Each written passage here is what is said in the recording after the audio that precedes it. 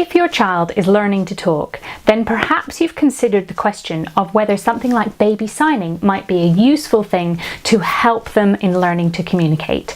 And if your child is older and you've taken them to a speech and language therapy appointment, then perhaps the question of Makaton has cropped up in conversation.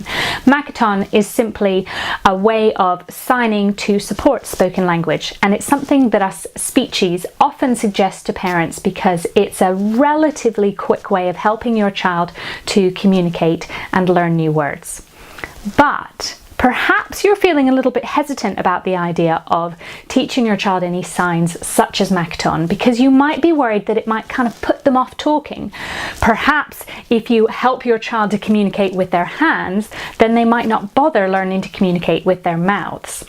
Sound familiar? I'm certainly asked this question a lot. If I teach my child signs, will it put them off talking? So, in this video, I wanted to share with you 3 reasons why actually helping your child by teaching them some signs can support their learning to talk, and also a few top tips to get you started. So, let's get started. The first reason why signing is a really great way to help your child learn to communicate and learn some new words is because gesture is a natural part of communication. We all use our hands to help kind of cue us in. You might have had that kind of tip of the tongue feeling where you're just trying to come up with a word, and you'll use gestures to help you. So signing is simply a more kind of structured, consistent way of taking advantage of a natural part of communication, this really valuable non-verbal aspect of gesturing to support our spoken language. Also, I've noticed that many preschools and nurseries use some Makaton, whether it's within their singing time or for snack time.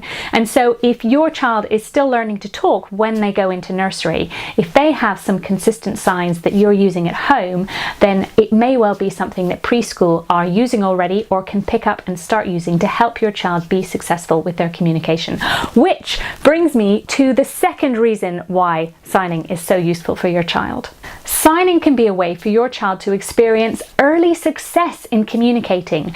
If they are thinking about what they want or what they want to ask you for or share with you, and then they're able to come up with a gesture that means that you understand them and they experience that I thought about something and I communicated it with you with my hands, then that is going to be a fantastic starting point for your child to be motivated to start thinking about other words and phrases that they can use and start learning how to use their mouths and use the words rather than only the signs for that. These are the building blocks for talking: paying attention to what's around you, thinking about how you might want to contribute, and then having a go and successfully getting your message across. Let's start with a point of success for your child and give them some of those signs for words that they might not yet be able to say themselves. Now, the third reason why signing is a really useful way to help your child be a more successful communicator is because it helps you as that key communication partner to model those key words within phrases. And this is how all children naturally learn language, which is to pick up on the key words within a sentence and hear them lots of times, see how you're using them, how they relate to the object, and then later on, start having a go at saying them themselves. So if you're using sign at the same time, then you're going to be pointing out those keywords and you're going to be giving them some really helpful visual support at the same time. So you might ask them if they want an apple, and at the same time you can say, do you want an apple? So you're effectively making it easier for your child to learn language and be successful in communicating. And we don't need to make it difficult and put children in a testing scenario in order for them to learn language.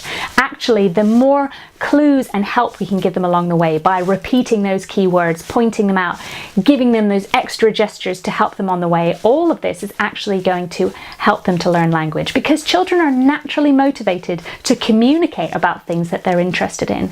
If you wanted a biscuit, you'd be motivated to learn the word biscuit. So far from putting your child off speaking, Makaton or some similar signing that supports spoken language simply makes it a little bit easier for your child to learn some keywords and to experience successfully communicating themselves independently.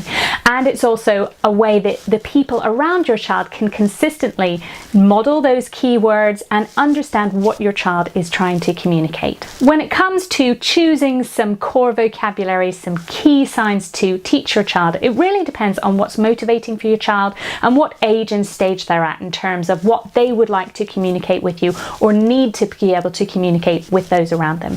So I would suggest having a chat with your preschool or your speech and language therapist about Makaton and choosing a few signs that are really useful, significant to your child, or maybe start by picking some that are in everyday nursery rhymes. Animals are always a really great place to start. My favourite is hippo. Hippo. Isn't that cute?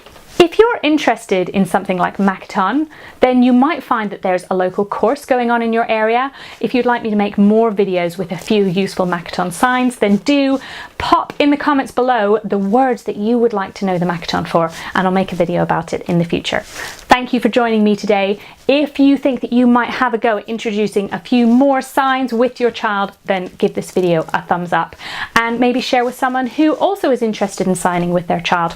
And I'll see you next week.